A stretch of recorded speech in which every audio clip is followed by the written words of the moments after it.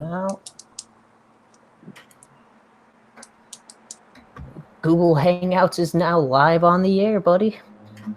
Yeah. Buddy, we're here. So this is your post-democratic debate chat with your boy Danny from Body Politics and me of Patrick from the Daily Ember. What's up, Danny, how are everybody? you doing today? I'm doing well, man. I'm just recovering from all the debate madness. It was pretty intense stuff. It was. No, I agree. Trying to wrap my head around everything. Yeah, not again. So we got a lot to dive in with this one. I mean, both nights. I got pages of notes. Yeah, I got one page. You're like, I couldn't help myself. I just start scribbling down at some points. I'm like, all right, I got a good chunk going on here. Yeah. But so what? We want to top to bottom on Wednesday night? Yeah, let's go debate night 1. All right. So debate night 1, we had Julian Castro, former housing secretary of the Obama administration. I thought he did pretty decent, actually. I had him not doing good in my prediction. Yeah. But I think he handled himself pretty well, especially, did you see his platform for police reform and stuff? Yeah, I think so, yeah. Yeah, I thought that was the most laid out reform deal any candidate currently has on the field. So that was something that impressed me. Yeah. So he stood out to me in that area. Yeah, I thought Castro was. I thought he was good. Surprisingly, he seemed not nervous at all. He seemed confident in his answers. It was kind of funny. He seemed like the only guy that didn't speak Spanish on stage. And he probably this is true, right? He definitely did.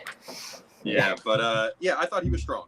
I have him as maybe going up a little bit in the polls. He definitely, his job was probably just to make a name for himself and introduce himself to the country, and he did a good job. I don't know if he's gonna get a giant bump from it, but it was definitely a positive. I saw him after the debate, and he seemed to be pretty happy with his own performance. He was hyped.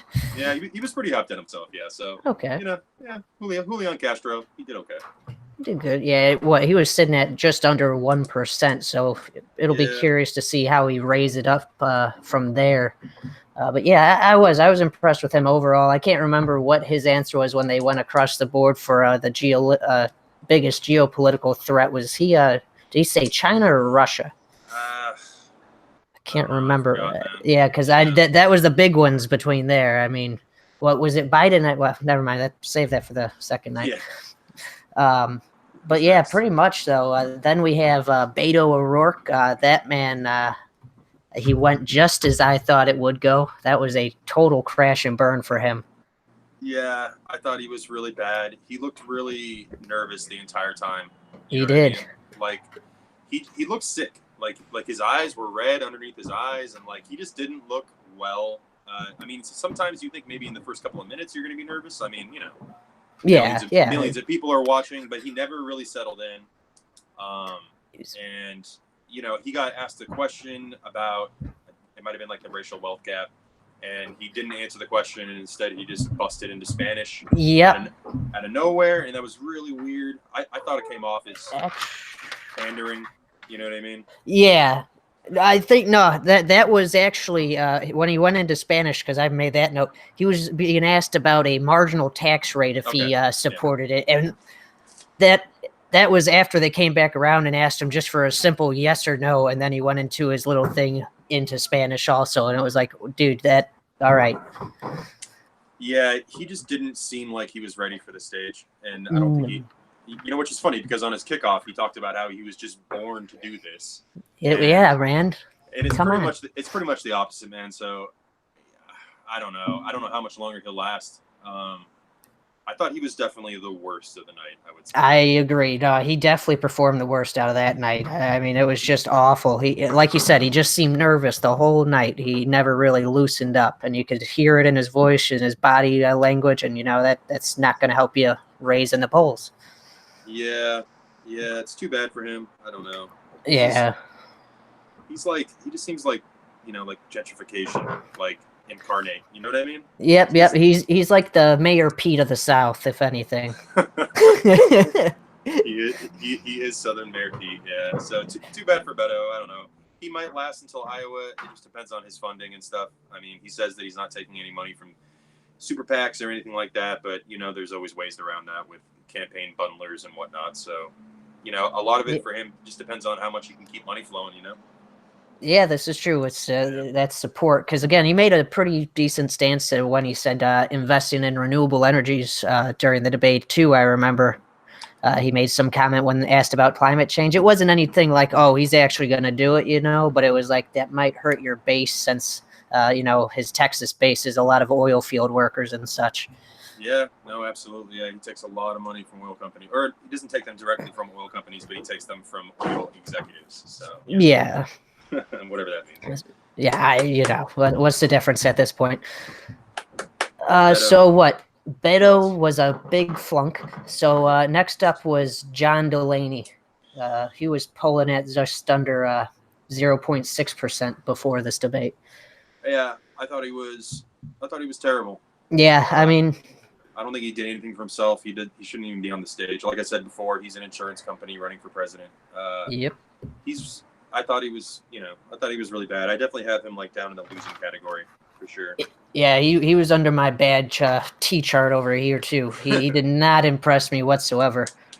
Yeah, I mean, I recall them asking him about how he's going to get anything done if he's president, and he swears that he has the ability to get together with Mitch McConnell and the Republicans, and he's going to be able to get things done. It's just completely delusional. It's like he's running for president in the 90s or something. It just doesn't make any sense. It's ridiculous. Anybody that thinks they can negotiate with Mitch McConnell first off just shouldn't even be running for any political office, because there is no negotiating with Mitch McConnell. We've learned this. We know this. Yeah, it's just not doable. Yeah. So I don't want to hear any of that noise about working with the Republicans. I want to crush the Republicans. I don't want to work with them.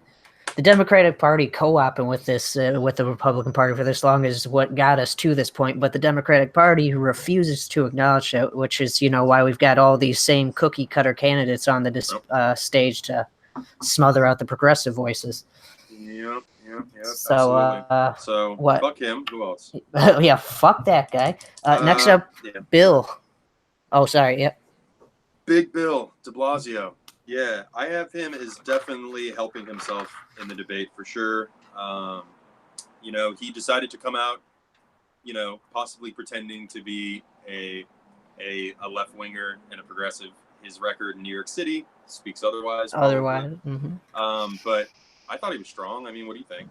I mean, I thought he did good too. I mean, he talked about how New York's raised their wages, and and he's working on, I think, or do they already have paid sick leave? I believe was something he also mentioned. So again, he has some progressive ideas that they have gotten across in there, but can he pull it off at a national level? Who knows? But I mean, he did, like we were saying, he impressed me, and he got into the conversations like any New Yorker. They're going to work their way into a conversation, and he handled it pretty well. But yeah, I put him under doing good. He impressed me. For sure. So I think he because all the candidates are you have to try to strike a balance as far as interjecting on other people talking. I thought de Blasio did a good job of interjecting, not too much. You know what I mean? John Delaney was talking over everybody, but de Blasio, I feel like he interjected the right amount of times and at the right moments, so it didn't come off as bullying or whatever. He is a giant yeti of a man, so he could come off like that. Yeah, he is big. Yeah, but one of his biggest initiatives in New York City is passing universal pre-K, which is a huge deal, man. Especially for people, working people, middle class people that have kids. Yeah. I mean, to be able to not have to pay for childcare, it frees up a lot of money. So I mean, that's a huge huge deal for people to be able to save money like that. So, no, and universal pre-K should just be a thing across the board. Absolutely, yeah. And of course, it's in Bernie Sanders' plan to do so. But so yeah, Bill's done some good things in New York. I don't think he's gonna win, but he could find himself getting a cabinet position later on. I think that he could. His poll numbers could probably go up a little bit too. Yeah, because more people know who he is, so he'll probably get a little bump. Yeah, If he I was had at to, 0.3% before the debate. yeah, yeah, and he's Italian, so he's part of my tribe, so that makes me feel good too. You're like, here we are. What I got a quote here from them when they were talking about healthcare. Bill called out Beto and said, "Beto, why are you defending private insurance?" That was Yep. another thing, because that was right after he was saying he doesn't support private insurance either, Yep. and then Yep. went into another word salad. So again, Bill de Blasio, he's holding people under the fire, which I liked. Yeah, the way that he went after Beto on that, and I remember that, and a few other times, is kind of something that I wish that Bernie Sanders will do more in the future a little bit, to kind of go directly at people and ask them questions like that. Like, I wish more candidates would do that, would ask direct questions to other candidates. Like, Yeah. I don't know if it's in the rules, but like, obviously nobody's following the fucking rules last Yeah, night. the 30 seconds reply Yeah. time, 1 minute answer, and Yeah. all that. Yeah, sure. Okay. Yes, so I like that idea. I wish Bernie would do that. He'd be like, "Why are you defending private insurance companies?" Like, so yeah. De Blasio did a good job for sure. I think he was the only one to raise his hand about getting rid of private health insurance as well, other than Yes. Kamala Harris, but she retracted that this morning. I'm not sure if you saw that. Yeah, she keeps going back and forth on it. She can't make up her mind. And then and Joe kept acting like he couldn't hear anything. So Yeah, yeah. So who's next? Next up, we got Tim Ryan. Again, another cookie cutter that really fucking he sunk his ship, if anything. Yeah. I thought he started off like whatever, you know what I mean? Like, he didn't really hurt himself, but when he got into it with Tulsi over war, it just showed how uninformed he was in that area. He shouldn't have even been talking about it. The Taliban was behind the 9/11. Oh man, buddy, if that's what you think. Yeah, it was really bad. I mean, he was arguing for us staying indefinitely in Afghanistan. He's actually trying to make the argument in 2019 that we have to stay in countries or else terrorism is going to happen again. When, realistically, since the war on terror started, the terrorism in the Middle East has increased by 5 folds. That was in an Intercept report, So the fact that anyone, especially a Democratic candidate, is trying to argue this is insane, that they think that's a way to gain votes. Yeah, it's really not smart politics. It's stupid policy. He like we said, he thinks that us staying there is going to prevent terrorism, but in actuality, us being there is just creating more terrorism. Yep. I think we all know that. Yeah. So yeah, Tim Ryan, I have him as a loser. I don't know if he can even go down in the polls anymore. I think he's already at 0. So yeah, he was at, what is it here? 0.7%, but basically, he's just get off. But yeah, he performed very poorly. Yeah, he's a chump. What next up? There was Tulsi Gabbard. I thought she handled herself pretty well. Some people thought she wasn't too hot on her answers. Yeah, I mean she started off, I think, slow and gained steam at the end.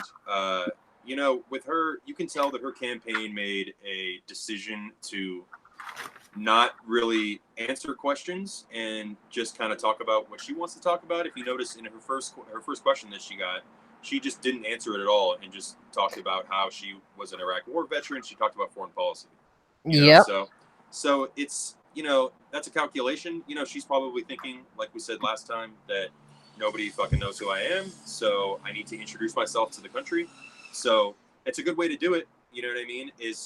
People care about that. The fact that she's a veteran, she actually fought, helps her, I think. So she basically just stuck to what she's good at, which is foreign policy.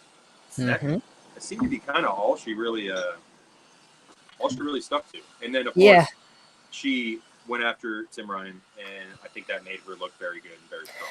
So. Yeah, I mean, I'm sure you saw the list that Tulsi Gabbard was the most searched candidate after the first debate night. So again, that's really good. I was happy when she first announced that she was running.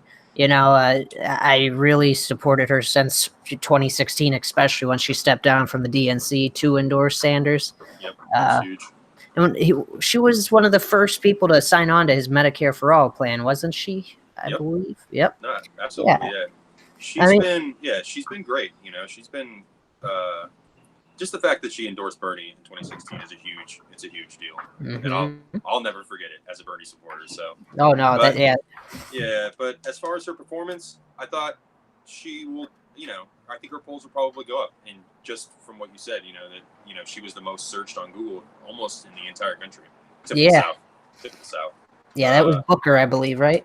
Yeah, Booker. So I think she did what she was supposed to do. She made a name for herself. She didn't really do too much damage to herself, and now everybody knows she is the progressive candidate that is strong in foreign policy and fought in Iraq. I think that's probably what her and her campaign wanted to get across. So it's probably and it worked. Yeah. No, So sure, I'm interested to see how she performs at the next debate. When are those? I know she's still raising money to get on it. So. Yeah, do they need to get, I think, up to 120,000 individual donations for the next debate? I thought so, because they added on 20K at some point. I remember there was some additional thing they randomly threw on there, and it was like, okay. Yeah.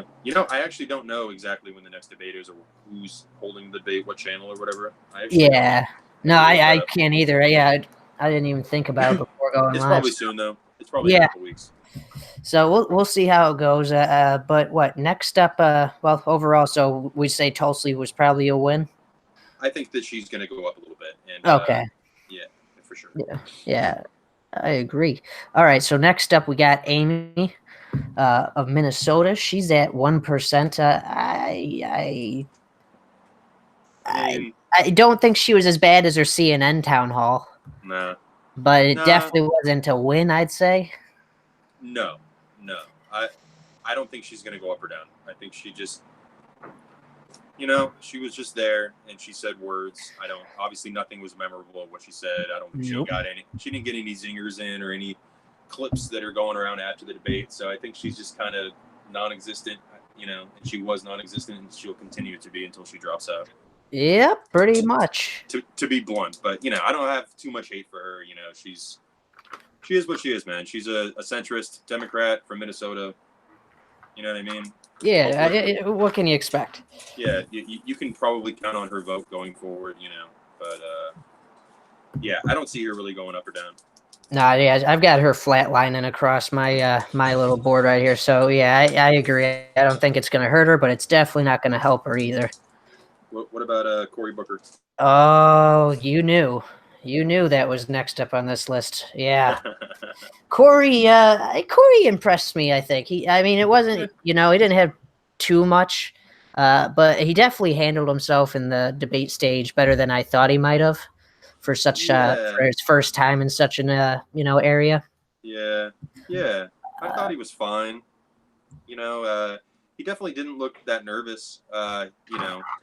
Like the look on his face when Beto spoke Spanish before him was, at first, I think we all thought his face was saying like, dude, Beto, what are you doing? But really, it was like, dude, you're stealing my trick. I'm about to speak Spanish now. He's like, who told you about this? Yeah. So, and then his Spanish was, it wasn't that good. It was like Google Translate. Yeah, like who had better Spanish, you think, Beto or Booker? Yeah, like that's a oof. That's a coin flip. Who would even know? In all honesety, one of my followers, Danny Manifesto is the person's name. Said that Cory Booker was like trying to do like a Puerto Rican accent, so he was doing like a Puerto Rican version of Spanish, apparently. Okay, of course he tried. A for effort. I'm trying to remember specifically what he talks about. Cory's strong on criminal justice reform. He always has been. Yep. I just don't see it working out for him in the long run. I don't think he'll be. I don't think he's going to drop out anytime soon, though. No. I think he did okay for himself. He definitely didn't hurt himself. No, I think he did good. I got some of the points I put here is he was one of the people that said yes to breaking up big monopolies. So that's a good thing. I can get behind you there.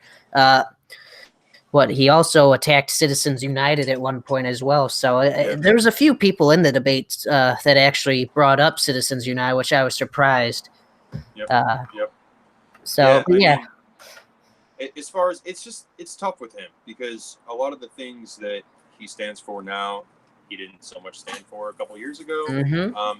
And that's a problem that we see with a lot of these candidates, man, is that like, it's like, yeah, you say you're for these things now, and that's great. But like, we have people in the race that have been for these things for 40 years or even created these policies in the first place. So it's like, it's cool, Corey, that you're down with Medicare for all now, or it's, or tuition-free college, even though I'm not sure he's down for that. But, like, where you been, man? You just kind of showed up. So it makes them look like they're, looking at which way the wind is blowing and going that direction. So it's tough to really trust him. Like, I have a really high bar, especially in this primary. So it's just like, he doesn't totally make the cut for me, but I think he's got a bright future. Yeah. No, I agree. I mean, again, he didn't shoot himself in the foot too bad or anything where it's like, well, this isn't going to help you out too much. But I think he handled himself well. But I don't know when to expect to see him drop out. If he would before Iowa or whatnot. I don't know. I don't know. And he's probably thinking about maybe being a vice president for somebody too. You know what I mean? Yeah. So I was impressed by him. He'll probably gain a couple points. Maybe, yeah, for sure. But what next up? We got Warren. Elizabeth Warren. Everybody's pretty much declaring her the victor of the night. Yep. Right. Yep. That's what I've seen everywhere. I don't know. What do you think?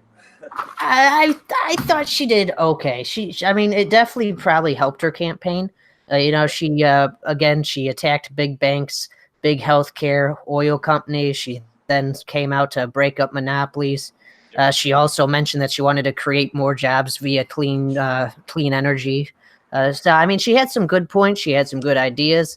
We all know her student loan debt plan. It doesn't match anything to what Bernie's plan is.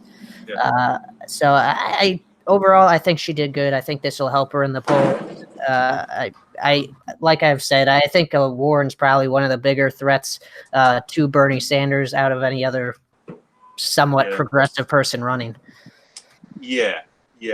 I thought that she did good. I don't think she did really good, but I thought she did good. I think her opening statement I thought was really strong. I wasn't sure how she was going to be able to, use concise words, I guess. Yeah.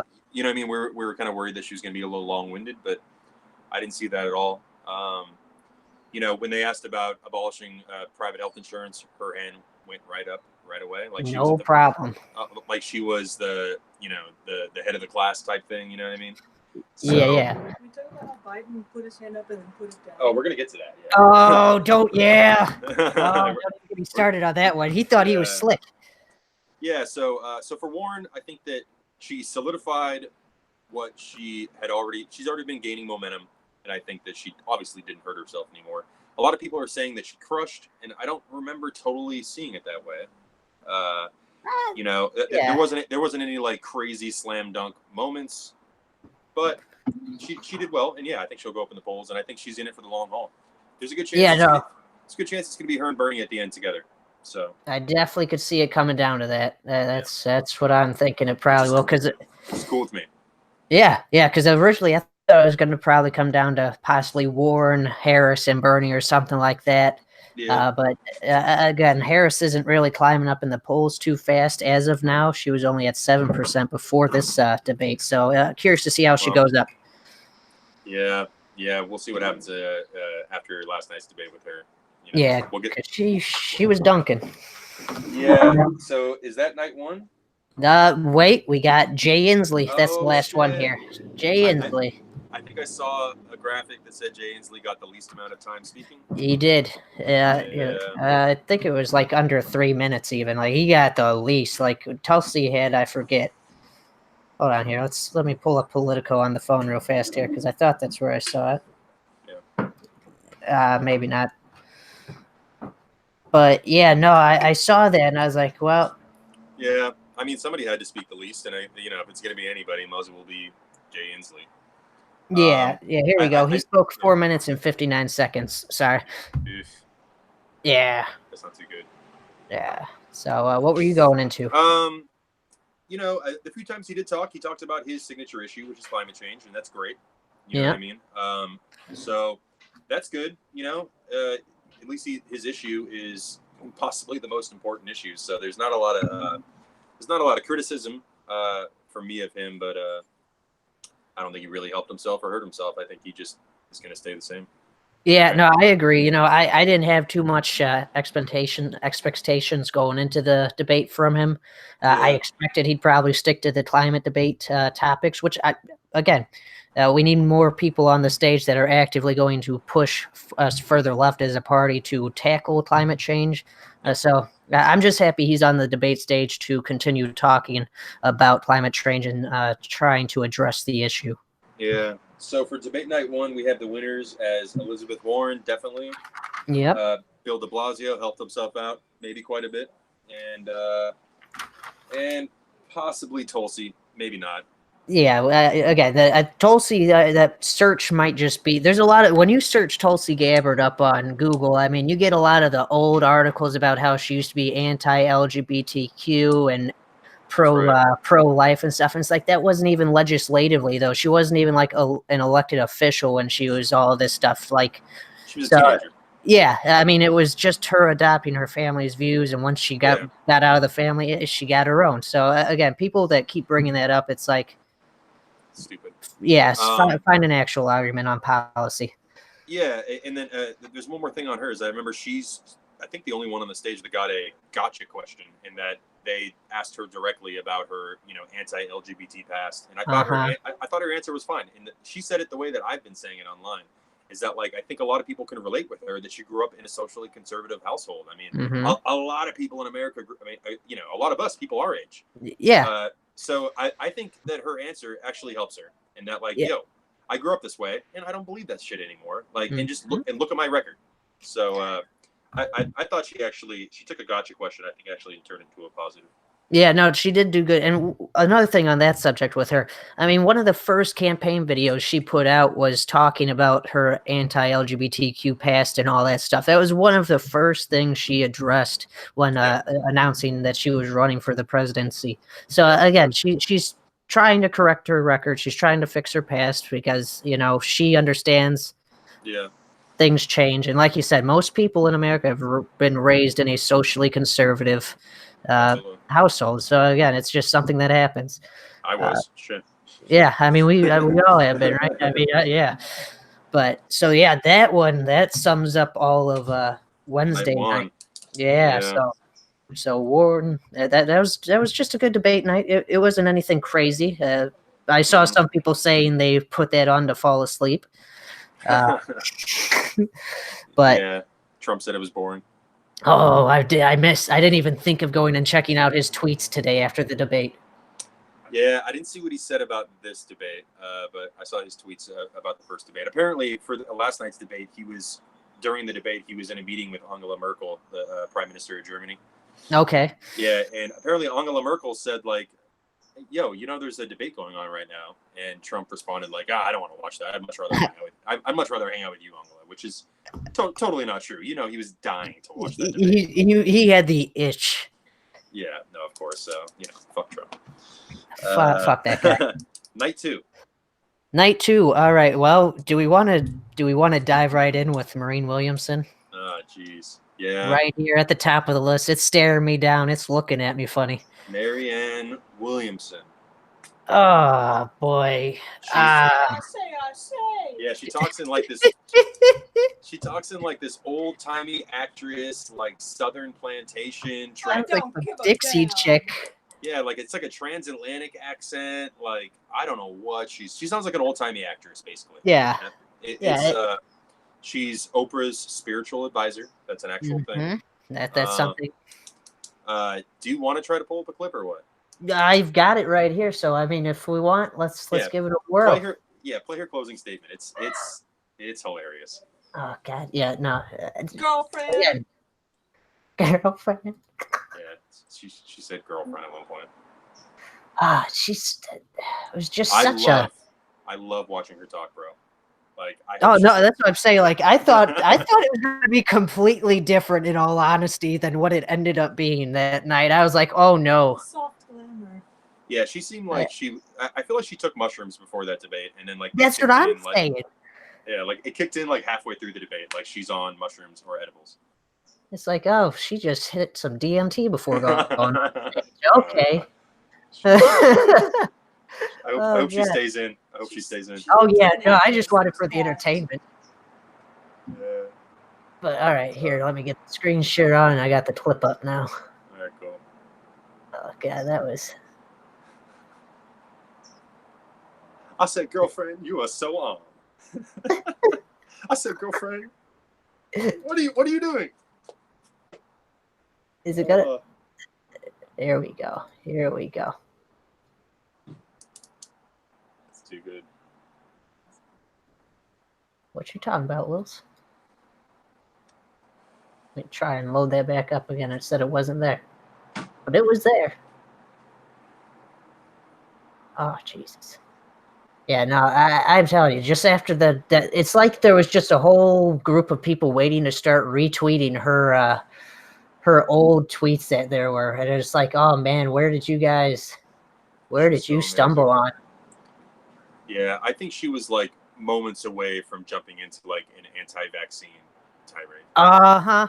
I know that's something that she's got a decent following on, and yeah, that's something I don't. She's a healthy distraction. She's great. Casey says that she's a healthy distraction. A healthy distraction. All right. Yeah, I can get on board with that. Like, let's go. Are we screen shared? Is this gonna pull it up? It says I'm already screen sharing, but I don't believe it. I don't know. I still see you. Oh, then it's definitely a lie. Okay, we'll just share the entire screen then. Entire screen.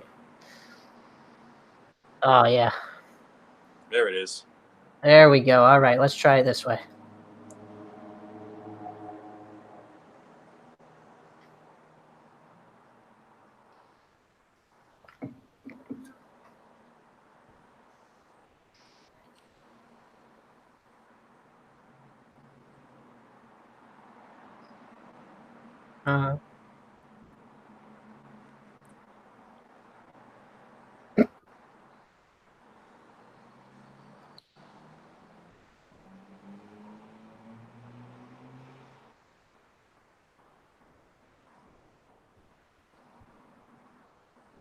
People laughed.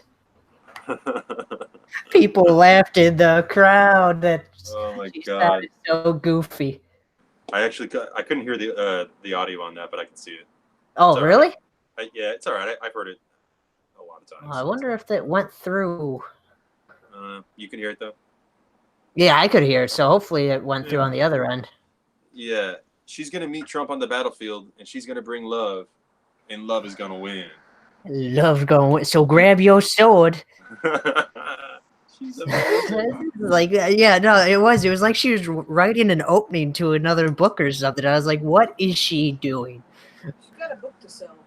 She does. Yeah, she's got a book to sell. Yeah, somebody said on Twitter that she's gonna replace the nukes with crystals or something like that. There's so many good takes on Twitter, man. Like, so anyways, as far as actually grading her performance, I thought she was absolutely ridiculous. But yeah, amazing. Obviously amazing at the same time, but and she was trending after the debate, which is probably what she wanted, but she was trending for not the right reason. No. She was trending because she is now a meme. Yeah, no, she has become a meme. So yeah, good for her. I mean, that's probably what she wanted. Hey. Yeah, I said on Twitter earlier that she seems like she could be president in like a different dimension. You know, like an alternate universe, and like it might be a nice place to live. Like, I'm not saying it's a bad thing. I might actually prefer living in Marianne Williamson's dimension, but like, she's definitely not cut out for this. No, no. Again, she's kind of like if you go to EDC or something, and all of a sudden there was a random election in the middle. Like, all right, who did the most acid? You're the mayor. That's kind of But again, she was entertaining.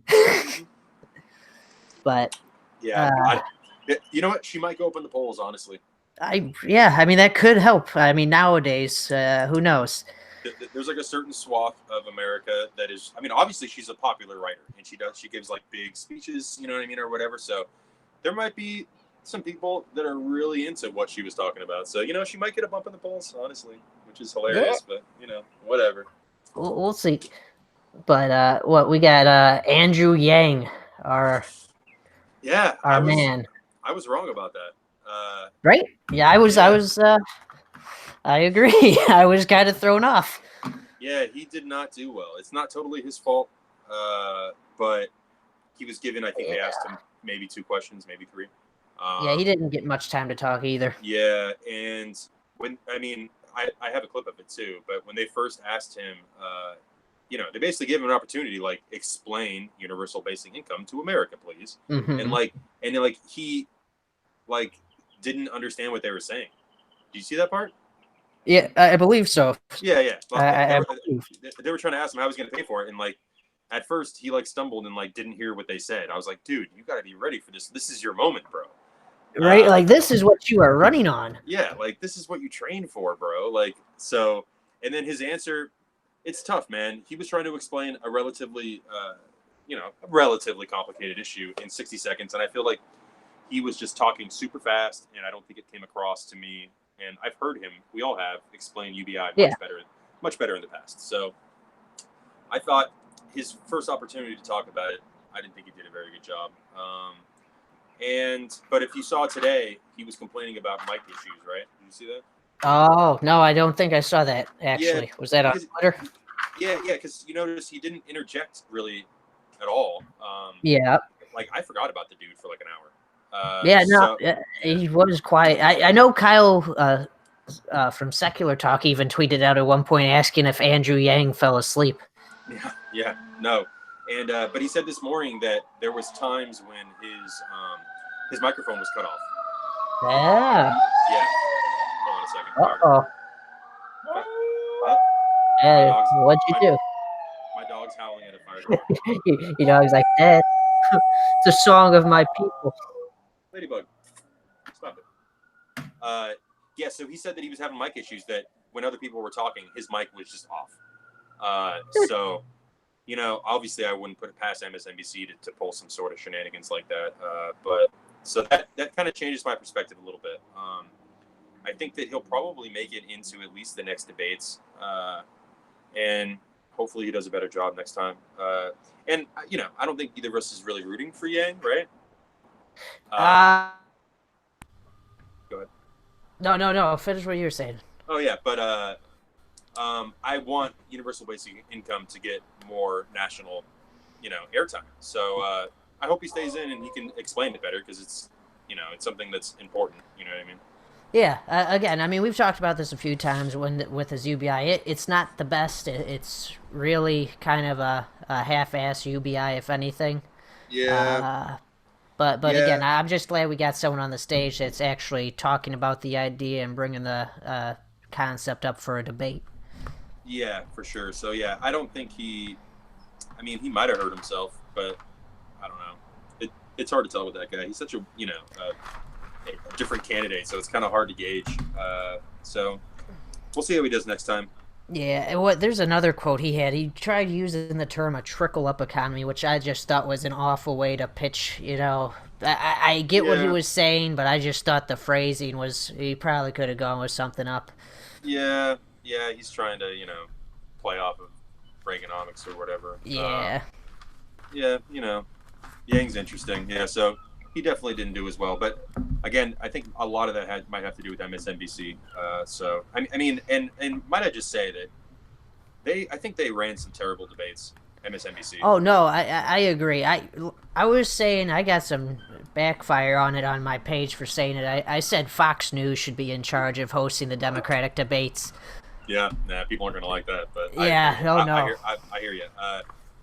Yeah, I thought that. Obviously they had technical difficulties in the first debate. They had to go to commercial break because they fucked up the sound. Yeah, the sound kept playing the upstairs. Right? Was that the first night? Yeah, when they switched moderators at halftime or whatever, and then you can still hear the old moderators talking backstage or whatever. So they had to cut that shit. I think probably because they're like, hot mic, we don't want anything weird to happen. Yeah, they're like, we got to stop this. Yeah, and then in the second debate, they had similar technical difficulties, not as bad though. So, but beyond that, I thought their questioning was bad. I thought a lot of things were framed from a right-wing perspective, a corporate perspective. Yeah. Yeah, I wasn't happy with MSNBC. I mean, I'm not happy with them just in general. But and it was clear they had gotcha questions for Tulsi and Bernie Sanders. Yeah, they had those stacked. And one of the first questions for Bernie, they started off was basically a gotcha question. So Yep. they were just sitting there ready to fire off. Yeah. Fuck Uh, so but Yang, Williamson, who else we got? we got Joe Biden, Big Joe. Whew. big heckin' Joe. Heckin'. People are declaring him. They're declaring him deceased as of today. I believe Biden. it. But He got murdered. yeah, Kamala completely murdered him. It was really bad for him. I mean, up until that point, I don't feel like he was doing as terrible as everybody thought that he was doing.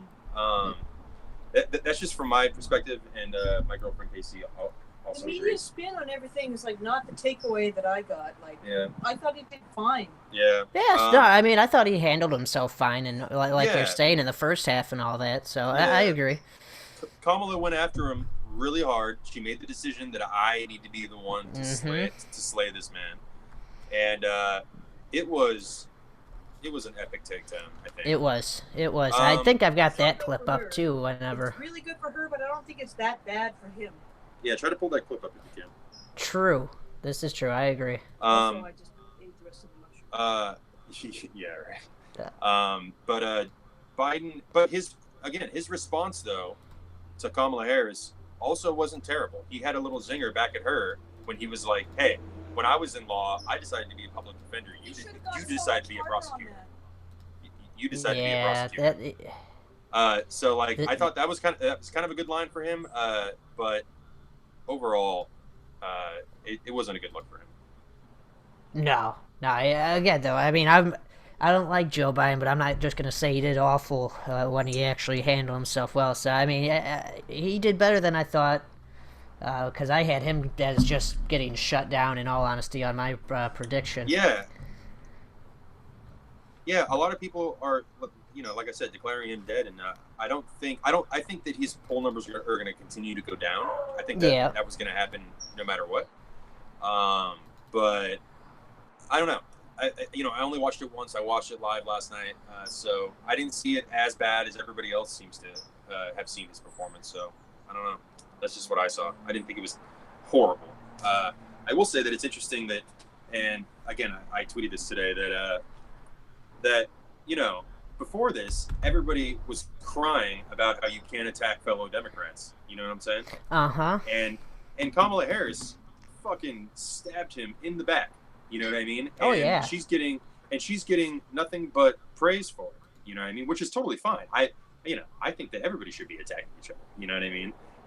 But it's just funny that she's getting praise for something that Bernie would have been and has been completely lambasted, for. So it just kind of shows the double standard that there is between all of the rest of the Democrats, the real Democrats, and then Bernie Sanders. Yeah. But it was good for Kamala. You know what I mean? She's really good at that. We'll get to her, but yeah, I thought she did a really good job against Joe. I think I got the video up too. Let's see. Okay, good, yeah. It's still not letting me share straight over to that screen anymore. Let us do it beforehand. But now that we went live, it's like, fuck you. Yeah, there you go. Alright, so let's give it a whirl. Kamala murders Biden.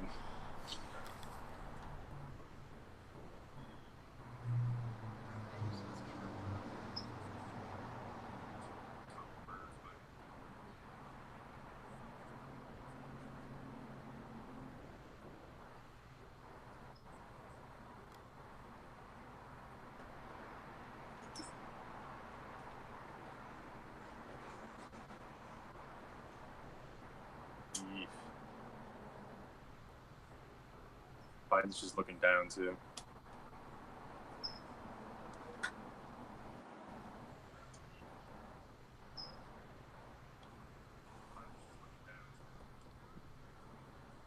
Yeah, he was just...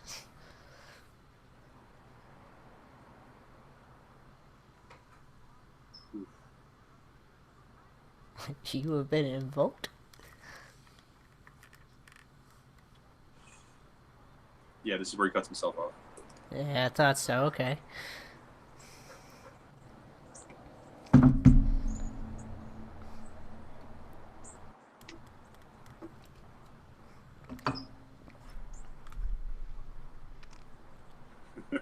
Yeah, okay, buddy. Yeah, your time's up. Yeah, it's up, all right. Oh, wow, that was not good for him. That was just, yeah, like you said, I mean, no other candidates cut themselves off when the time was I've up for them. They never- kept going. I've never seen that in the history of debate.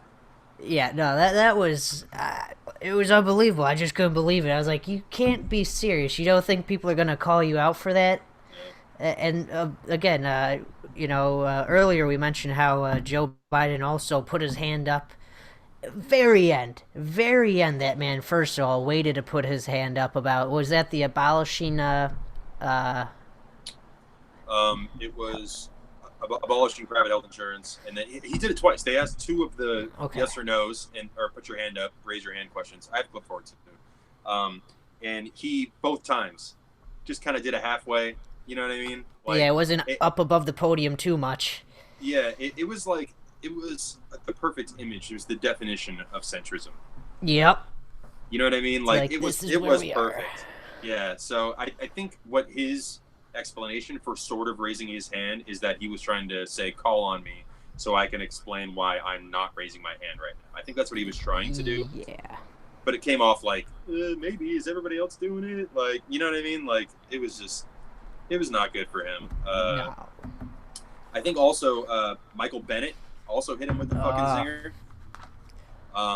He hit him with a zinger on, which was totally unexpected. Out of fucking nowhere, Michael Bennett. You're like, where did he come from all of a sudden? Yeah, he hit Biden on how the Obama administration got together with Mitch McConnell and made the Bush tax cuts permanent. Yep. That was actually one of the last pieces when I was rewatching the debate before we started this. That was basically where I left off. And yeah, Bennett really chewed into him on that one. But I'm not going to give Bennett too much credit because of his, fossil fuel connections and such. So, no way. Yeah. No. But as far as Biden goes, I mean, here's the question: is that he got damaged hard on a few different issues, but I don't know how much that's going to erode the people that are in the Biden camp. So I guess it's the people that are already down with Biden. Are they really going to care that much about his past with segregationist senators or whatever? Like, to me, it's appalling, obviously. But yeah, I don't know how much that's going to actually erode his base, if you will. It could. And again, I see him going down. He's the Jeb Bush of the 2020 primary. Yes. So, I think he's, like I said, he's going down either way. But it was tough with Biden. He had a rough night. We'll just say that. Yeah, he did. He definitely had a rough night. That's for sure. Yeah, I was looking for this tweet on earlier today. I couldn't remember who did it, but they said something along the lines how, everybody else knows that Biden flopped at the nice debates, but his actual base won't acknowledge it. Yeah, okay. Yeah, good. That's what I said. Nice. Yeah. Yeah. Yeah, we'll see. But going back to Michael Bennett, because we haven't talked about it. Excuse me. I thought that was his best moment is when he hit Biden. Yeah, no, I agree. Other than that, he was pretty... No other memorable moments. No, I think he got into it with Bernie a little bit on Medicare for All, but I don't think he really did much damage. I will say that he talks very confidently. And, he has passion when he speaks, and I don't know. But maybe I'm wrong, but I don't really see it as faux passion. Like, Cory Booker seems like sometimes he's faking it when he gets all, excited and better work. But I feel like when Michael Bennett's getting passionate, it comes across as authentic, legitimate. I think so. Yeah. So he speaks with confidence. I don't know. It's got kind of like a Bill Murray thing going on. Yeah. What was that? I couldn't help it. Every time I closed my eyes, I heard that teacher, Mr. Mackey from South Park. Every time I closed my eyes, I was like, oh, God, I can't help it. Yeah. No, yeah. But another thing with him, I mean, he supports a Medicare for All plan, and he also wants to keep private insurance. Yeah, I mean that was a comment he made when I was reading it. It sounded like he supported, so maybe it wasn't full support, but I know he Nah, mentioned that he wanted private insurance to lead into Medicare for all or some bullshit like yeah, that. It yeah, was something like the France motto or UK version of Medicare for all. yeah. It's tough because, and I mean, going into Medicare for all, it's rough because they're always asking questions about abolishing private health insurance. Hmm. Nowhere in any Medicare for all bill does it say anything about abolishing private health care insurance. Even So, yeah, Bernie's bill doesn't of say it. course. So, and I think that's a mistake that Bernie makes as well because he's getting locked into somebody that wants to kill the insurance industry, even though Hmm. he wants to kill the insurance industry, but it is not a part of the bill. It's just what's eventually going to happen. Yeah, naturally, private insurance will Yeah. just be like, well, we can't profit off this anymore. Why are we doing this? Yeah. So, and but places like Germany, France, the UK, they all have single payer systems, obviously, but they Hmm. also have, they do have private health insurance companies. Yep, they do. From what I understand, I think Germany usually ranks at the top of the list of the best healthcare system. I Um, believe that's the. usually, around the top of the list, and they do have a private health, it's for supplemental insurance for like plastic surgery, shit like that. Yeah, yeah, it's for extra stuff that's not like an actual medical emergency in most cases. Yeah. So, and that's what. So I think Bernie makes a mistake when he doesn't explain that correctly. Hmm. And I also think that that's why Tulsi Gabbard didn't raise her hand when they asked her in the first debate. When they went around to everybody, yes or no, do you want to abolish private health insurance? Because she supports Medicare for all. But Hmm. the question, she actually took the question literally, in that like it's actually not a part of the bill. You know what I mean? Yeah, So yeah, yeah, yeah. So she didn't want to misframe it. yeah, and then also Kamala, like we said, she retracted this morning because Yep. it is funny because the way that MSNBC asked the question, it if you take it literally, they were asking, "Will you personally get rid of your private health insurance to get on Medicare for all?" So that was Hmm. actually Is the it? question that they were asking that question, which is again kind of ridiculous because nobody on that stage has private health insurance. They all have Hmm. government insurance. So that's a stupid question Exactly. from MSNBC, but it's a weird little trick question that they're giving. So it's fucking bullshit. Yeah. No, it was another trick. Yeah, God, I fucking hate those guys. Yeah. No, So all the debate moderators are just awful. I mean, again, nobody really had control of the no, debate anyways, so it was just as Kamala Harris said at one point, it was kind of like a food fight. yeah, that was a cute little line she had. Uh, Yeah, that was her zinger of the night. Well, one of them. yeah, I mean, I'm glad she did it. Like, I can't stand people talking over each other. Like, Oh yeah. it actually kind of makes me super anxious, man. I don't know if it like reminds me of childhood, like all my family yelling over each other Yeah, or yeah, whatever. yeah. No, I But get you there. That I that don't makes like it, sense. man. I don't like it. So I mute the TV when that shit happens. Yeah, So I'm kind of glad it was a cheesy, corny line that she had. She's like, "Let's it was a stop. mom line. Yeah, stop with the food fight because we got to put food on the table." It's like, Yeah. whatever. But what are you gonna do? So yeah, so Michael Bennett, I don't think it's gonna change either way. He won't be in the race much Nah, longer. he was at 0.4% before this, so I mean, yeah, like I said, he's probably gonna drop out before Iowa. Williamson, yay. Who else we got? We hit Joe Biden. Mayor Pete, no policy Pete. He No got policy Pete. he got some mean side eye. He Oof. was tossing it around like no tomorrow. Eric Swalwell hit Yeah, really. I mean, for me and you talked about him in the preview debate, and we just thought Swalwell was just gonna sit on the side, which for the most part he did. Yeah. But he also, tried to wiggle his way into conversations, which I was, He impressed had some with. moments. He had Yeah, some moments. but There were really corny moments, but he had a few moments. But I think Mayor Pete, the worst part, again, a lot of people are declaring that he had a good night, and that's kind of where I'm disagreeing with people. I didn't see him having a good night, really at all. no. I thought Really at he all. looked just as anxious as Beto, in all honesty. Maybe Yeah, not as, but yeah, he was up there. close, yeah. And he admitted to being a failure at his only resume, his only job on his resume. Oh yeah, He's mayor of South Bend, and he admitted he's like, I fucked up. I failed. I did a bad job. I'm like, I can't believe. you can't do that. You can't say that. No. You've been in Yeah. office in 2 years, and you're just gonna come out and say on live television that you failed the last 2 years? It's bad, man. And Swalwell hit him twice with, all right, why don't you just fire the police chief? You have the power to do that. Why Yep. don't you just fire him? And Buttigieg had no response and just gave him the meanest bitch look that I've ever seen. So Ugh, yeah, stare down. oof, it was bad. So yeah, Swalwell hit him. I don't think Mayor Pete. I don't think he did well at all. No. I don't know. I don't know if he hurt himself that much. I think that I'm going to take a gamble. I think he hurt himself. I think he's going down in the polls. That's what I put. I put down an arrow for the after too, so I don't think that helped him at all. I mean, you saw those the town halls, another event he was recently at in South Bend, the one in regards to the shooting that got brought up on the debate stage, and then there's just another town hall he held where everybody in that auditorium was yelling. They were very angry at him. So clearly, Pete's got some shit to handle back at home. So clearly, I don't know why he thinks he can do something on a national level.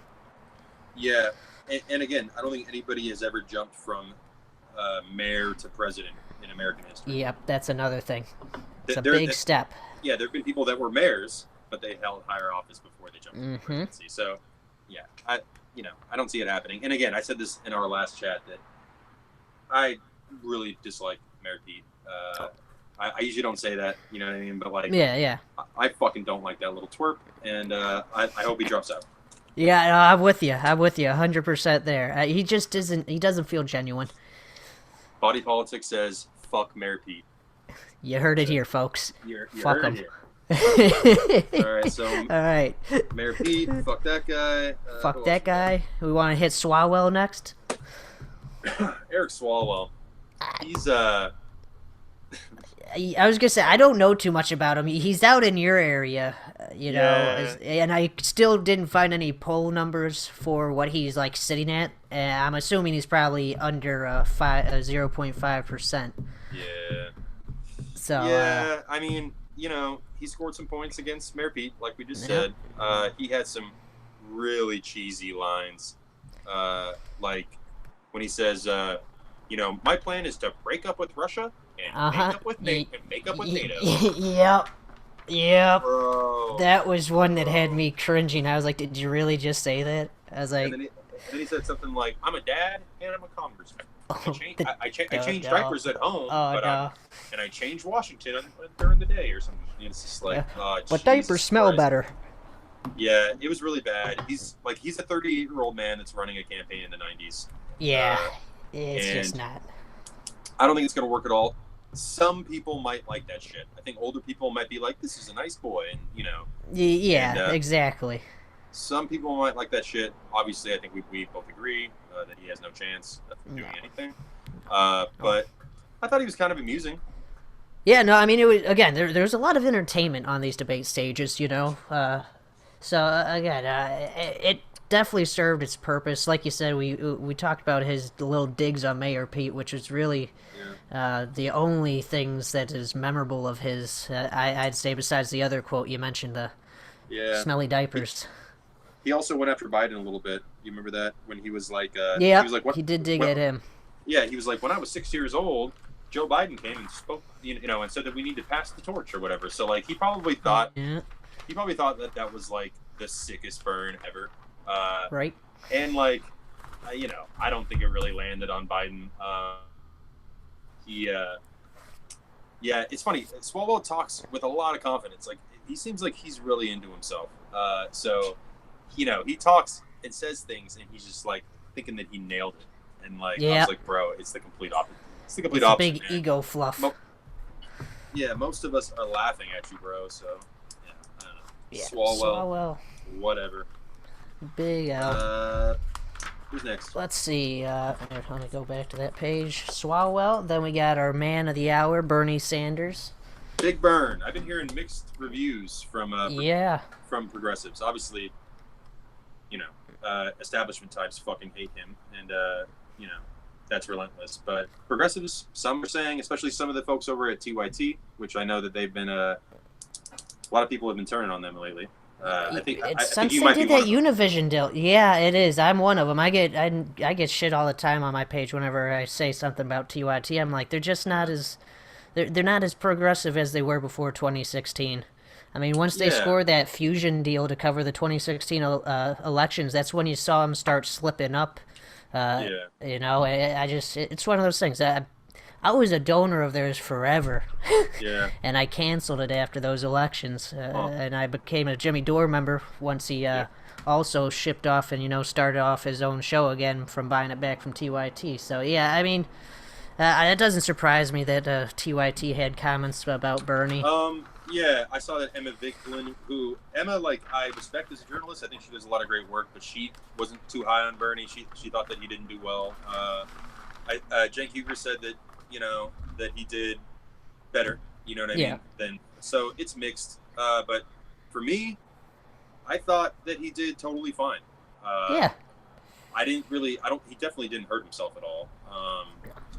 He might have started off a little slow. That's what people are saying. But again, I don't really see that. I don't know. What do you think? I thought he did fine. I mean, again, it was the first debate night. He was probably testing the waters to see how everybody else is going to react. But again, I thought it was our normal Bernie. He hit his normal talking points. He stuck to the questions. Yep. But yeah, I mean, he was going at it. I think the weak spot again was people didn't like how he really broke down his explanation for Medicare for All. Yeah. It's kind of tough because sometimes he will evade the question a little bit. Yeah. You know what I mean? So like when people ask him like, are you going to, how are you going to pay for it? Or actually, no. The question was, are you going to raise taxes on the middle class? Right. Mm-hmm. And the answer is yes. And he finally did say yes. Yes. But I wish that he would address that right up front. And because somebody will say like, hey man, are you going to raise taxes on the middle class? And he'll say like, well, they're going to save money by not paying premiums, deductibles, blah, blah, blah. But their taxes will go up a little bit, but it's going to be less. So he says what he needs to say, but if I could coach him, switch it. Yeah, I wish he would say like, yes, middle class taxes will go up. Everybody's taxes are going to go up, but you're going to save money from premiums and deductibles and all that kind of stuff. And it's going to be a net savings for all Americans. So you're going to be paying less. He has to keep saying that you're going to be paying less. Yes, because that's something that's got to be enforced. It's not that hard. It's not that hard to fucking understand. It's really kind of an easy concept. And I think that the American people would be like, well, premium or tax, which one's cheaper? I don't give a fuck. So, if it's one or the other. Yeah, so he tends to do that. When people ask him directly, like, so you're a socialist. What's up with that? You know what I mean? He answers like in a roundabout way, and I wish that he would explain right up front, like, hey man, I'm not talking about seizing the means of production. I'm not talking about taking away property. I'm talking about having a mixed economy. You know what I mean? Yep, and exactly. This also goes back to, and I think Kyle Kalinske talks about this a lot, that he incorrectly calls himself a democratic socialist. Incorrectly? Bernie refers to himself as a democratic socialist when really he's just a social democrat. Yes. Yeah, there we go. You know what I'm saying? I agree. So I wish that my criticism of him, especially last night, is that like he doesn't totally explain himself to the American people in the best possible way, because I think a lot of people could get on board with him that are on the fence if he just explain things a little bit differently. But I agree. Yeah. So I thought he came on strong, and at the end, his closing statement, which we have, I don't know if you want to pull it up. Yep, I can do that. Yeah, his closing statement I thought was really strong. It got me psyched up, and he talks about revolution. He said revolution like a handful of times. You know what I mean? He's talking the talk. And I think that's important. You know what I mean? Go ahead. Let's see. No, you're good. I'm still trying to pull up the video real fast, so if you had something, just don't worry. Yeah. I think that it's tough, man, because you can watch these debates, and like maybe as a Bernie supporter get a little nervous about, about some of these subjects that might be a little bit more taboo, about him being more combative with the media, or him saying, yeah, I'm a democratic socialist, and I'm going to tell you why. These things could make me a little bit nervous, but I think that we have to remember that running against the media is a good thing. Yep. Case in point, Trump's president. Yeah, exactly. Yeah, so when he gets, I think the more radical he gets, the more combative he gets with the media. The majority of Americans don't fucking like Chuck Todd. You know what I'm saying? Who likes Chuck Todd? Yeah, Who? so, yeah, exactly. So I think that him, I want him to be more combative. I want him to be more radical. I want him to say revolution more. I want him to yell more. A lot of people will say, like, oh, why is Bernie always yelling like that? It's not a good look. I'm like, no, it is a good look. So I think that a lot of It's people. like, no. No, it is. You know what I mean? Because I think that hopefully enough Americans out there are also fucking pissed off about what's going on in the country, and Bernie harnesses that energy. So I think it's smart politics. I mean, it's just my hunch. I could be wrong. You know what I'm saying? It No, might no, not. I agree. Yeah, it might not be enough this time. I hope it is. You know, enough people to get on board with what we're talking about. But you know, my hunch is that it's smart. It's smart politics. It's smart policy, and so I thought that he did better than a lot of people on our progressive team are saying that he did. I thought he did better. Yeah. You know, we'll see. No, I agree. I think, like I said, when I woke up and I saw some of the tweets, criticizing him, I was kind of like, I thought he was, normal Burn. Yeah, he was normal. He stuck to his talking points. And again, I think we all know that he is in it for the long haul. This is like, like a sports analogy is like, this is the regular season for Bernie. He's not going to burn out, no pun intended. No. He's not going to burn out right now. He's waiting for the playoffs. So he knows, you know what I mean, that I'm going to be here in the end no matter what.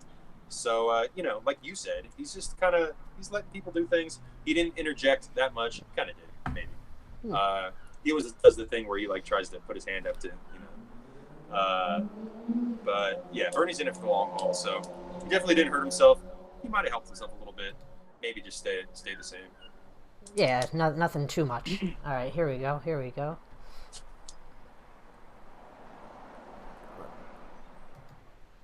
Bernie's closing statement. Yeah. All right, here. Gonna play.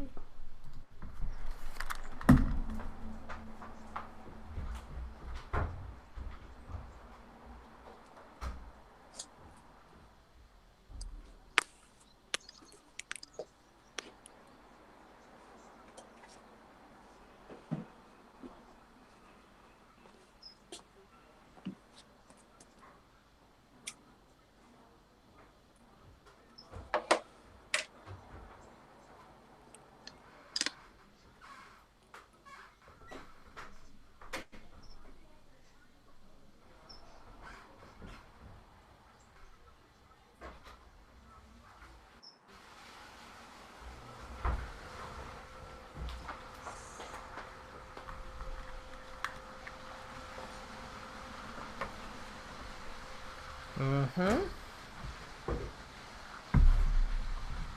That's the guy. Yeah. Again, I couldn't hear it, but I remember what he said. Yeah, I don't know what's up with that. I thought it would just show over. Yeah. I thought that was a strong statement. I like when he addresses all of the people on stage, when he actually turns to them and talks, while he's talking. You know what I mean? It kind of makes instead of just looking forward. Yeah, it kind of makes him look more like, yo, I'm taking you guys to school right now. I'm going to tell you what's really up. So, the more he makes statements like that nothing will ever change until you have the guts to take on the real power in this country. I think that's all smart for him to do. Yeah. It's probably his strongest moment, I think. Yeah, no, so overall, Bernie, I think we agree, did pretty solid on his end like normal, so... I didn't really notice... did any of the other candidates really go after him very much? Not really. I mean, right? Not that... Yeah, I was going to say, nobody really attacked Bernie. MSNBC does.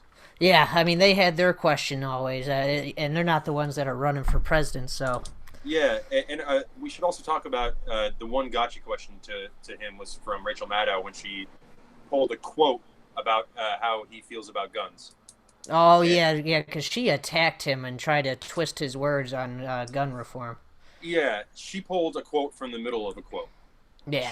She left out the beginning and the end of it. But, this is something they think they can get Bernie on. That somehow they're fabricating that he has a bad record on guns, which is obviously not true. Yeah, he's got an F rating with the NRA, right? D-. Or is it a D-? Close enough.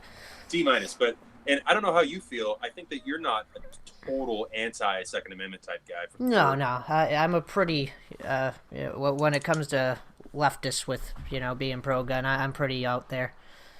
I believe Yeah. in basic background checks, mental screenings, Of all of that stuff, Yeah, of course. But yeah, But Bernie's position I think, is more in line with most America. Is that like he's obviously against assault weapons. He's for background checks, and these things are all kind of common sense stuff for somebody on the left. But he comes from Vermont, which is a hunter state. Yeah. I got a lot of people in my family that hunt and who are also Bernie Sanders supporters, who understand that his position is like, of course, let's get these guns off the streets, but like let's not talk about taking all guns away or or really fucking with hunters in America, because it's an important thing. It is. So I think that his position is actually more in line with most of America. And so when they try to get him with the gotcha question about guns, all he has to do is state his position, and I think it's good politics for him. I think most people are down with that. There's hardcore anti-gun people, but I ain't that worried about that shit. I ain't worried about it. I think he's fine. I don't see gun control again. It should be a big debate question, since we had the most mass shootings each year at schools and everything like that. It should definitely be one of the center topics. But again, when we talk about that, we also have to talk about mental health in America, which also leads us back to Medicare for all. Hey, so there you go. It's all connected. I don't believe all people. I believe all the people that are going and committing these mass shootings, there's definitely something mentally wrong with them. No normal person will go into a place like this and do what they do. So it's something that needs to be addressed. We need to look at it. We need to allow doctors and research to actually take place on gun control and gun deaths. I mean, the way we deal with our mental health issues in America is not good. No. And I mean, here in Los Angeles, we have obviously an epic homeless situation that everybody knows about. And in America, we basically just let our crazy people roam the streets. That's basically what it is. Yeah, because I did a podcast, I think it was last year, strictly like talking about the homeless situation in the United States. And a good portion of the homeless population is, like you said, people with mental disabilities. Also, a good portion is Afghan and Vietnam vets, and then a larger portion, the majority of it, is the teen LGBTQ community. Absolutely. Again, that's something that needs to be taken care of, because it's just shouldn't be happening here. Shouldn't be happening anywhere. Yeah, fireworks. My dog gets scared of fireworks. Getting ready. My neighborhood here in Highland Park. It's in northeast Los Angeles. I'm like 10 minutes from downtown. But my neighborhood, Highland Park, is famous, notorious for fireworks. So there you go. Almost every night, bombs go off in my neighborhood. Just dropping mortars.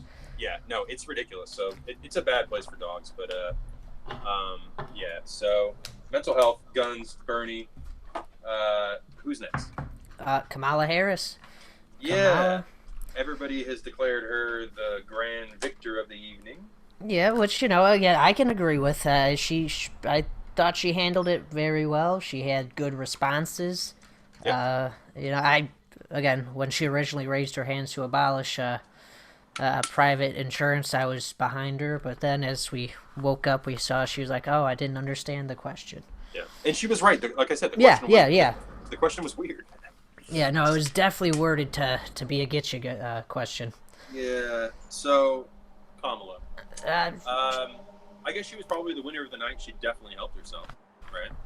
Yeah. No, this will definitely. I'm sure we'll see her go up in the points a little bit. Yeah. I would say that I don't think that she was as fantastic as everybody is saying that she was. No. But she was definitely the best of the night, I think. Yeah, what some of the notes I've got here is, she said that she'd repealed Trump's tax bill, and at that same time, she tackled how much the top 1% and all those CEOs have made since then. So I like that she said that. She also mentioned that she'd reinstate DACA, which, that's something Nancy Pelosi and the Democratic Party basically rolled over to the Trump administration right off the bat. And now, anybody that's paid attention, they just got the funding for the wall. Saw that. So, yeah. That was Nancy Pelosi basically just passed the bill with no changes, right? The Yeah, McConnell bill. yeah, she didn't even fucking debate it. She didn't even try. She was like, fuck it, we need to do something. And she said, we're giving them the money for the wall. She needs to go, man. Sh- I know that you're supposed to. I don't know if you're supposed to have a conversation with Shahid, the guy Yes. who's running against her. I got an email again to set up an interview for him. Yeah, I saw him on TYT actually, and he was strong. He's a lot stronger than I thought he was going to be. Yeah, no, he's very good. Yeah, he's I'm trying to remember. Yeah, but he might have a shot.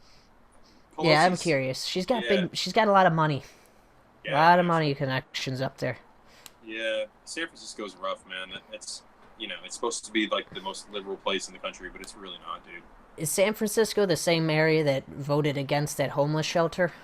Yep. Yeah, fuck that place. Yeah, it's Not the people, it's just your leaders. yeah, it's basically like people say that it's like a bastion for liberalism, but to me, it's a bastion for upper middle class and upper class liberalism. I was gonna say it sounds like you get that's kind of like a Canadian liberalism. You know, Canada's kind of like U.S. light is how I see them. Yeah, it's and it's getting worse and worse. It's no longer a working class city. So I don't know. I don't know how much of a chance that Shahid has to take out Pelosi, but she needs to fucking go. Yeah, I mean she's literally holding us back. Yeah. Why were we talking about her? I forgot. She came up DACA. Oh yeah. So Yeah, Kamala rolling Harris, over. yeah. Kamala is, again, and this goes back to a lot of these politicians, is that she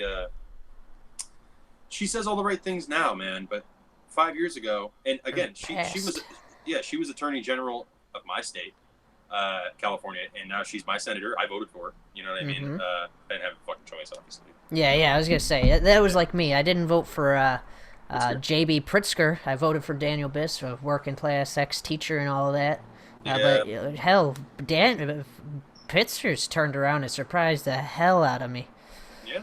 No, So I mean, it's like Ben and Jerry's. You look at those guys; they're millionaires, but they also support Bernie's campaign. So it's They like do. some of They them do. understand.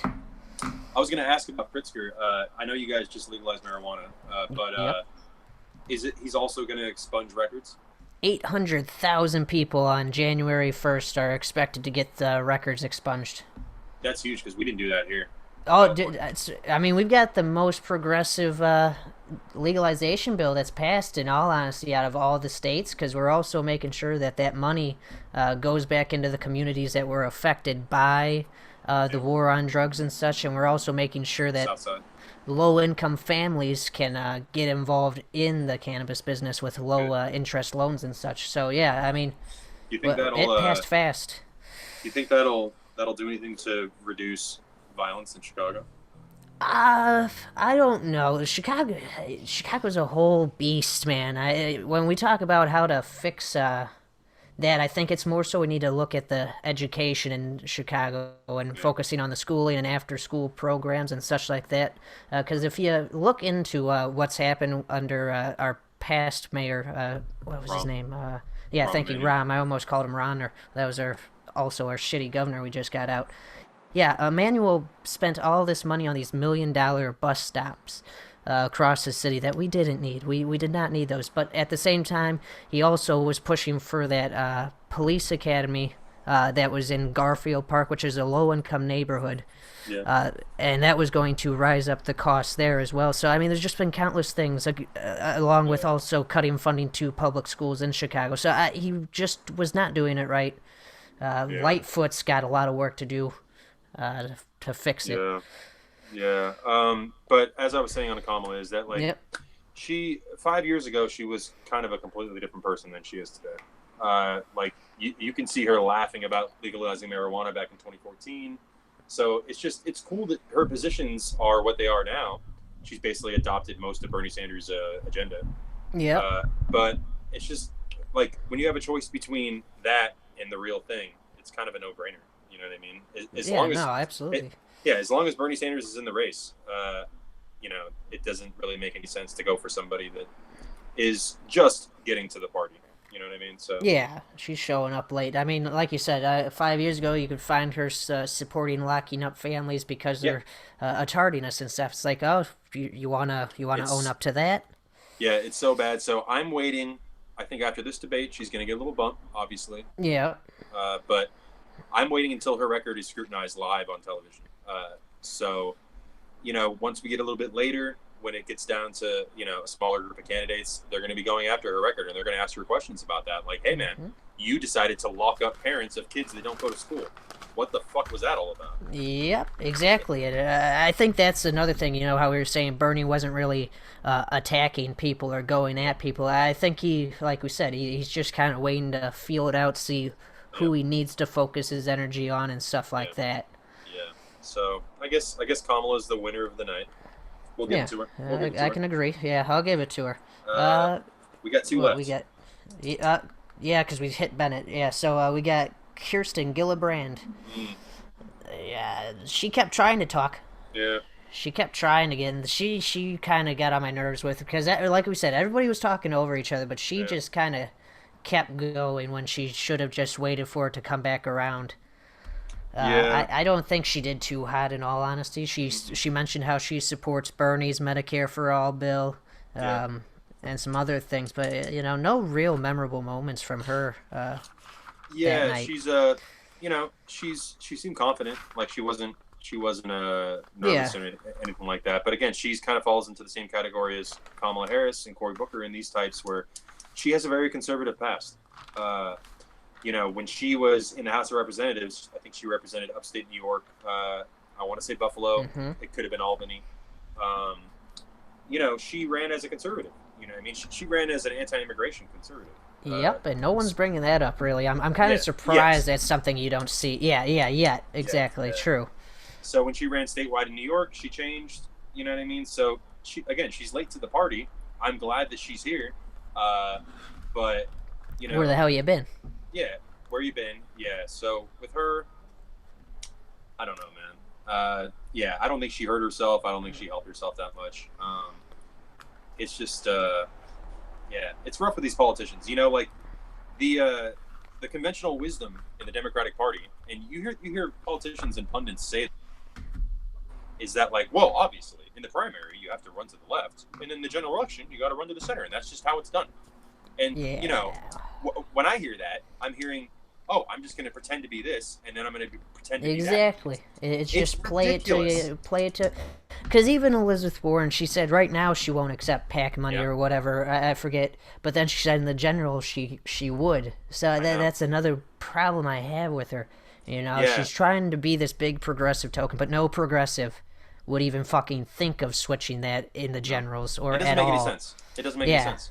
Yeah, that's the thing. And she said that on an interview on TYT with Cenk Uygur. So that's one of the issues that I have with because TYT seems to be pushing. I wouldn't say they're pushing a little. I don't know so much if they're pushing her hardcore, but they're definitely not saying anything negative about her. And Cenk Uygur, and one of the reasons left of why I still admire him is because he started Wolfpack. And Wolfpack is a super whose sole goal, for all the people who don't know out there, is to pass a constitutional amendment to get money out of politics and move to publicly funded elections. So you would think that Cenk Uygur would be appalled by her answer. You'd think. Yeah, when she says that, I'm not taking any in the primary, but I'm not going to just unilaterally disarm in the general. So I'm just like, Cenk, where you at, dude? You should be appalled by that answer. So, it's rough with her. Yeah, no, she again. That's just one of the main things that gets with me right now. It's really bad, and it's on principle that we don't want to take money from these places because obviously it's legalized corruption and bribery, but it's also not smart politics, man. You know what I mean? No, it isn't at all, because it lets the right use the term of, oh, you can't trust the Democrats. Absolutely. And so say that Elizabeth Warren gets to the general election and it goes 1-on-1 against Trump, which makes me nervous. But she would, if she's taking money, especially from Wall Street, which is seems to be insane because like her modus operandi is to be anti-Wall Street, and she's very strong against Wall Street. Gotta give it to her. But if she's taking money from those places, Trump's gonna destroy her. You know what I mean? Yeah. He did the same thing because he can point at her and be like, even he takes money from everywhere. Trump. Oh yeah, Trump's yeah. He But can't he even. just says that he's a self-funded election. He just says it, and people believe it, even though it ain't true. And he's going to be able to point to Warren and be like, she's bought by big pharma, she's bought by these people, and it's going to fucking work again. And so it makes me really, really nervous. That's why I say that taking PAC money, corporate money during the general election is not only bad on principle, but it's stupid politics. Because people don't like that shit. If there's one issue that unites all Americans is that we don't like corporate money in our elections. So it's not smart for her. So I mean, that's one of the many reasons why it still makes me nervous. Elizabeth Warren going to the general election. Mm-hmm. I can just hear the Pocahontas stuff now too. You know, he'd bring it right back out. Absolutely, Yeah. He's gonna call her that to her face. Yeah. Oh yeah, on the stage, dude, and his base will love it. Yeah. But it really. So Gillibrand, she's she's on the right side right now, but she hasn't been there for very long, and it's just it just seems phony to me. She is what she is. I like how we're gonna end with John Hickenlooper. I know, that's what I'm looking at the name right now. I'm like, oh wow, that dude. I'm a scientist. You said it twice, bro. I missed the second time. I heard the first one. When was the second one? Not too long after that, he said he was a scientist. Oh man, I must have just missed it. Dude, if you have to say it twice that you are not a scientist. I mean? It's like saying you're a really stable genius and then placing sanctions on a guy in Iran that's been dead for 30 years. Yeah, that was stupid. So Hickenlooper, obviously he's got no chance. I don't think he did bad or good. He did nothing. He shouldn't have been on the stage. He was a waste of fucking time. Fuck that guy, man. Honestly. Yeah. I mean, I don't even want to give him any fucking time, in all honesty, because again, he provided fucking jack shit. Nobody really paid attention to him. As you said, it was kind of just a waste of space and time on the stage. Didn't he drink fracking water? Did you hear about that? Was that him? Was that? Yeah. Yeah. I couldn't remember if that was him. Okay. Yeah. Genius. This isn't bad for you. Yeah. He's definitely. Have some more. He's definitely pro fracking. He likes to bring up that he's like a small business. I mean, whatever, dude. Just go away, bro. Go on the horse you rode in on. Ugh, Hickenlooper. Yeah, that was a tank. So he shouldn't even be there. I'm curious how long he stays on until he drops out. Yeah, probably not very long. I'm thinking, honestly, I think that maybe half of these people won't even qualify for the next debate. I agree. Yeah, because I was just checking on Instagram, and Tulsi's already qualified for the second debate. She's working on the third debate already. Good. So yeah, I think the next debate might just be one with 10 people, maybe. I don't know. That would be fine. There's too many. There's not enough time for people actually to talk policy and stuff, which is kind of what MSNBC wants. Yeah, so I guess on both nights, if we have to declare one winner on both nights, I mean, I guess Kamala Harris. Yeah, I'd have to say so overall on both nights, yeah. Because, again, Elizabeth Warren, she did okay, but to win both nights, I don't think so. Harris definitely came in with that. Yeah, Kamala. Yeah. She's in it for the long haul. I'm thinking right now, man, the final four. Yeah. Bernie, obviously. Mm-hmm. Warren. Kamala.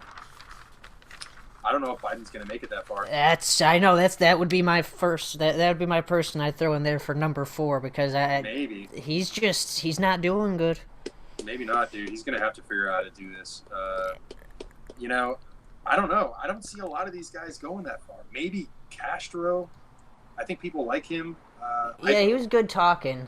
Yeah, but I don't. Yeah, maybe Booker will last. I just don't know. Maybe Mayor Pete. People seem to still like that guy. Yeah, I don't get the whole hype behind him. In all honesty, I don't either. Yeah, so Warren, Kamala, and Bernie is who I have in it for the long haul. The rest of these guys, I just don't see it, man.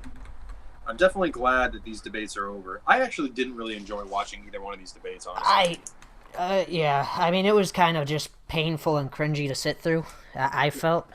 Yeah, it was hard. Again, there wasn't anything really brought to us. Sorry. Yeah. No, yeah. It's also like the stakes are so high this time, so I'm like already nervous. I mean, the stakes are always high, but right now it's just like I feel like we're kind of at a breaking point, almost like a societal breaking point. You know what I mean? Yeah. And like so, it makes me nervous, man. Like we really need to nominate and elect a real progressive, and that's like one person, maybe two, maybe three people that fit that category. It's basically Bernie. Yeah. And everybody knows who I support. But it's just I don't know. It's just really high stakes. So the whole thing makes me nervous, man. I'm just glad that Bernie didn't have a terrible night and he didn't hurt himself and and he didn't get zinged too hard, which is not really possible.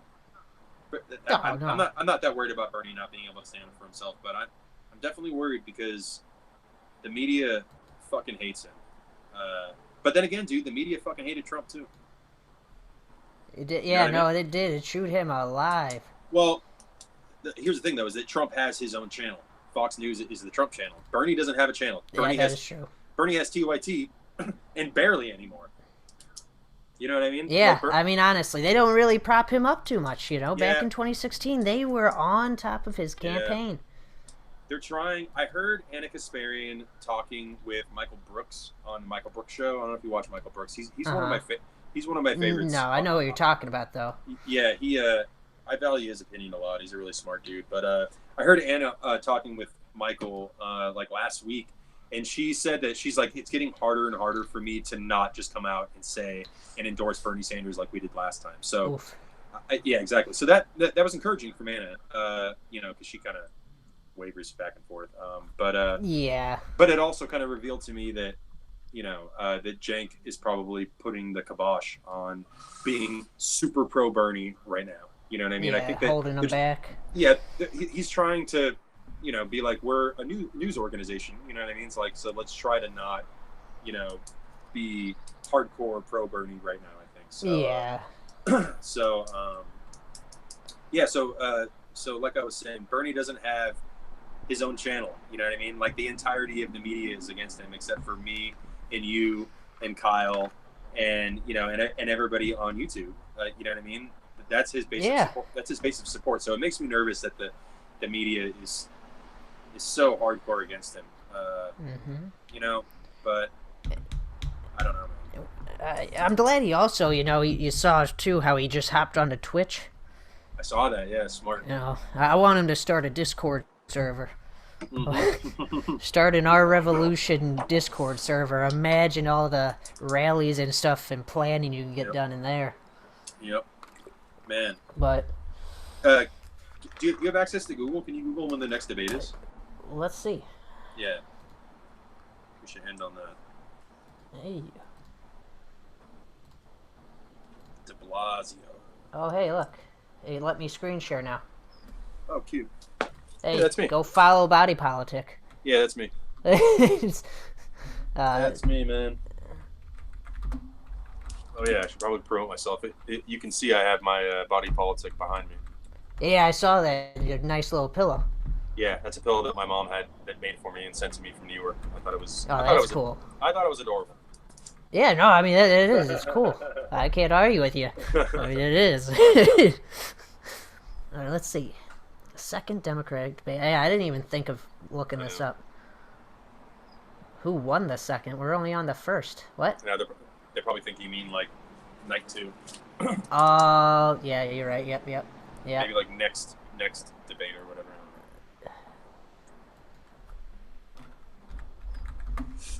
Oh shit. Okay, go. Let's see.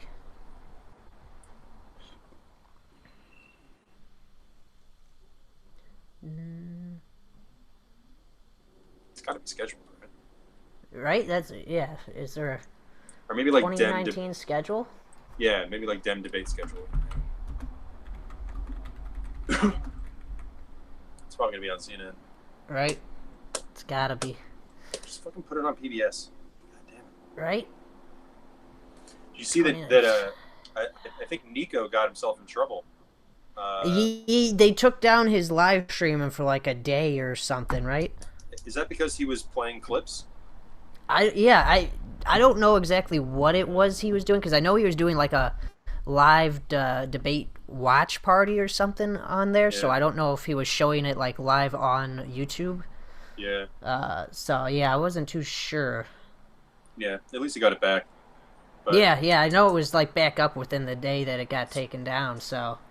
I mean, he's a pretty hardcore dude, so like I can see his shit getting fucked with real serious. You know what I mean? Like he's like the epitome of anti-establishment. So Yeah. I can see his shit getting demonetized if it's not already happening. I'd be surprised if it's not.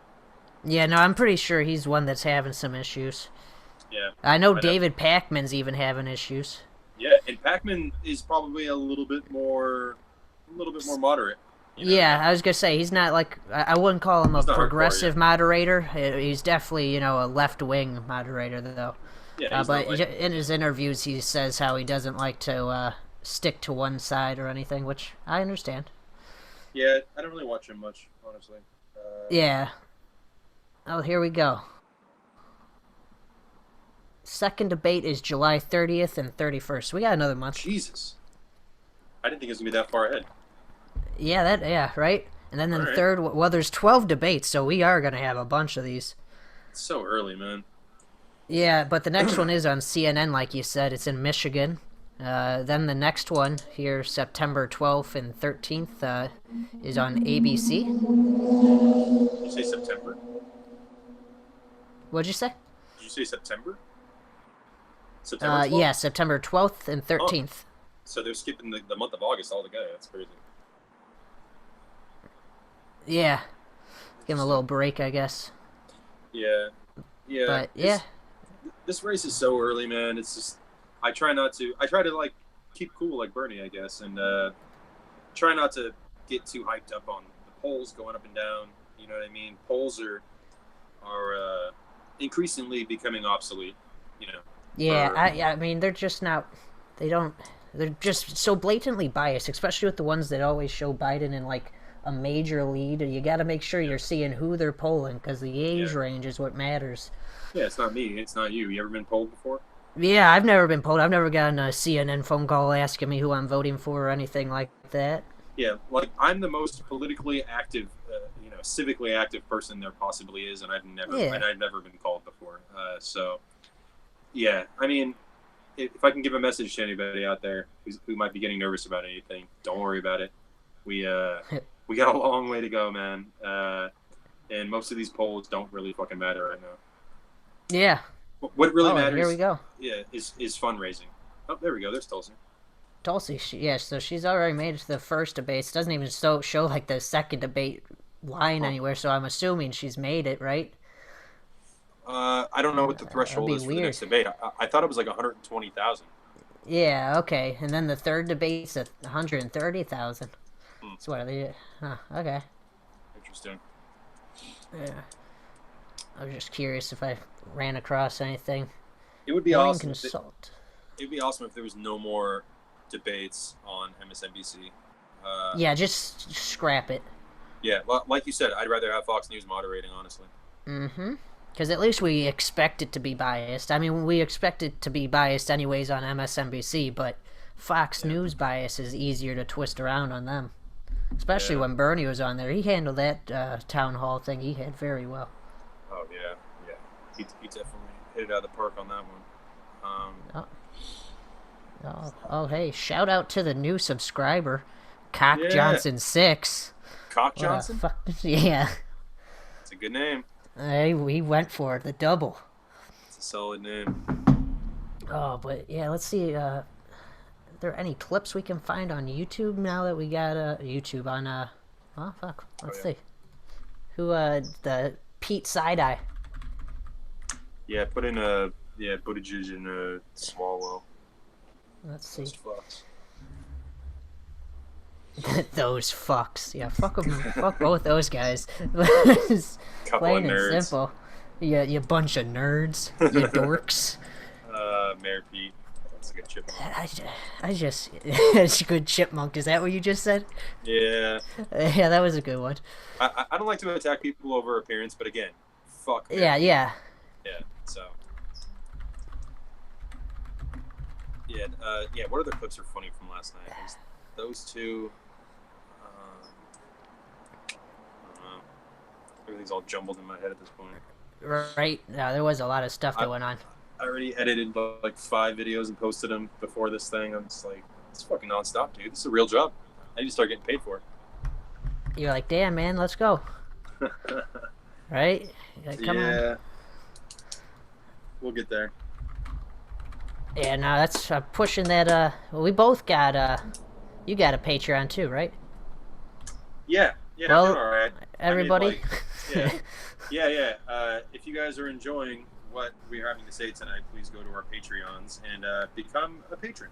Yeah, I'll put both of our links in the description of this once it's done also, so if you can't find it, we'll just link you below. Same with the Twitters.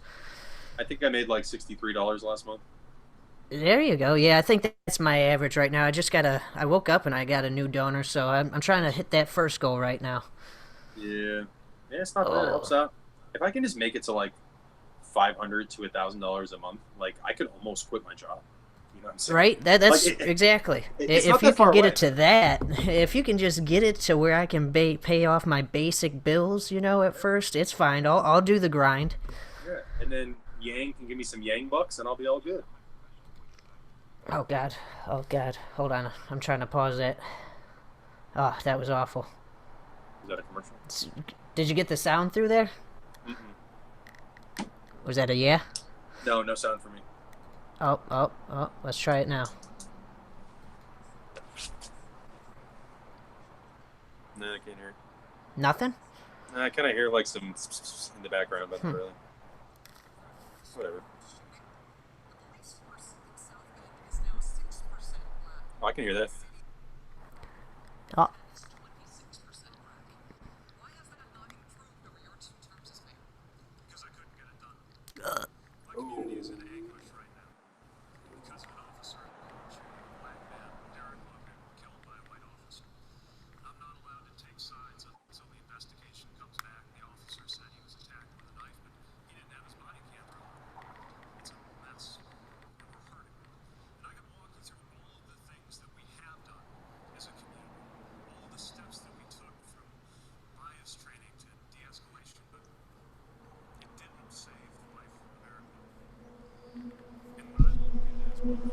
Oh, I feel bad. I'm giving a fucking Daily Caller review right now. I didn't even fucking notice that before I clicked this.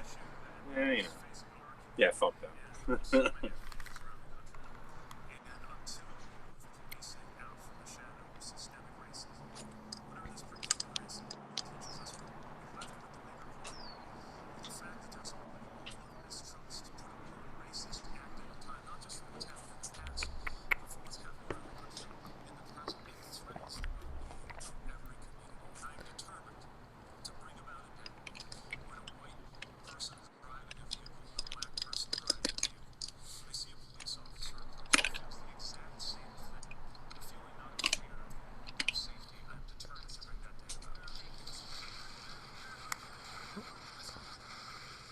Oh yeah, that's right. Hickenhooper and Swalwell got in at him on this one. Yep.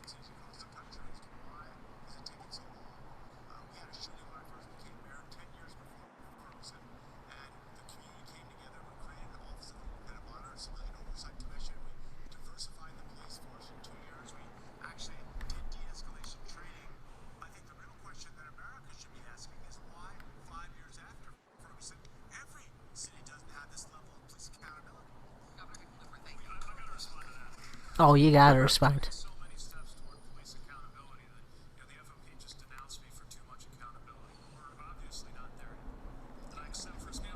Here it comes.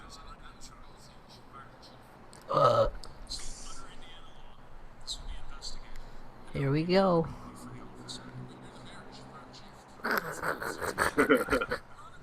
Oh, no response. Oh. I'm gonna cut that off. We don't need to hear Williamson again right now. I can listen to her talk all day. You're like, I don't know what you're talking about, dude. I do declare. I do declare. This is the finest sweet tea in the South. Don't burn my plantation. I do, I do. You can burn the fields, but don't take my plantation. I don't know what it is. Oh God, I don't. Yeah, Swalwell. Jesus, that was good. He's just like, I don't get it, bro. Why don't you just fire the guy?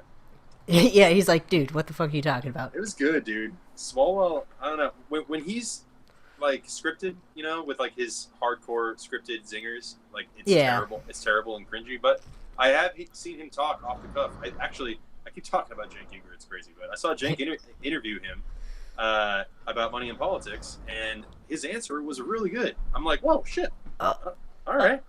You're like, wait, did he say that? You're like, play that back real fast. Yeah, it wasn't that bad. I'm like, all right. So I mean, fuck that guy, but yeah. That was great. I mean, kudos to him for pulling that shit on Mayor Pete. You know, he's definitely scored points in my book.